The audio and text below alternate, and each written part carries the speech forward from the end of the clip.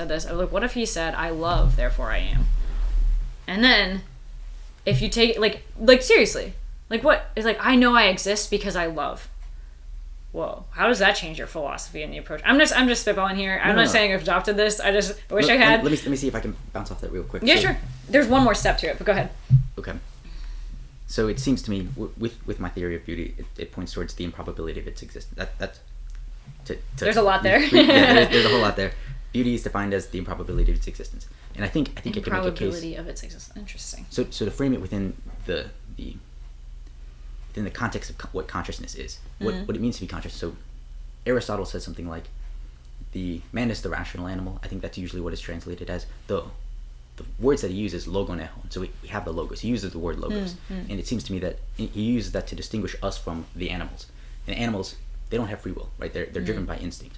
So human beings have the ability to supersede our instinct. That's not to say that we do it all the time, but we can take whatever our drives tell us to do, whatever the most probable thing that it is we're going to do, and just do something else. Right? That's what it means to have free will, is that we do the thing that whatever is predicted for us to do, we do something else. So if you're saying, I love, therefore I am, and love is a matter of inconvenience, and if I can push on inconvenience and tilt it towards improbability, the thing that you're unlikely to do, the thing that's selfless for you to do, then when you say, I love, therefore I am, and we're putting love within the context of improbability, then doing the thing that makes you conscious, doing the thing that is improbable, that is love, and that's what makes you real. That's what makes you conscious. Love makes you conscious, something like that. I like that. I'm not sure. I feel like that's there's a lot more to tease out there. Sure. Yeah. So here's the next step, and this takes it.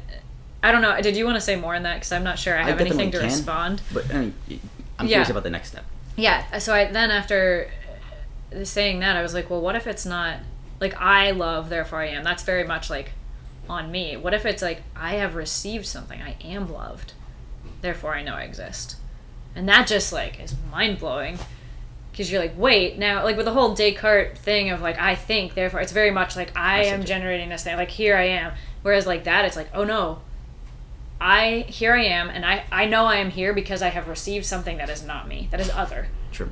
I am loved, therefore I am. And I think that's actually closer to probably cosmic reality than the previous things that we've mentioned, even though they're really fascinating. I'd love to tease them out a little bit more. I think that one is actually oh wow, because it puts humans in, I think, the proper place, which is not the originators. We didn't create ourselves. We didn't, even if it's evolution theory of this, there was no that was not us choosing to be chosen or choosing to be selected so that we didn't get extinguished along the way.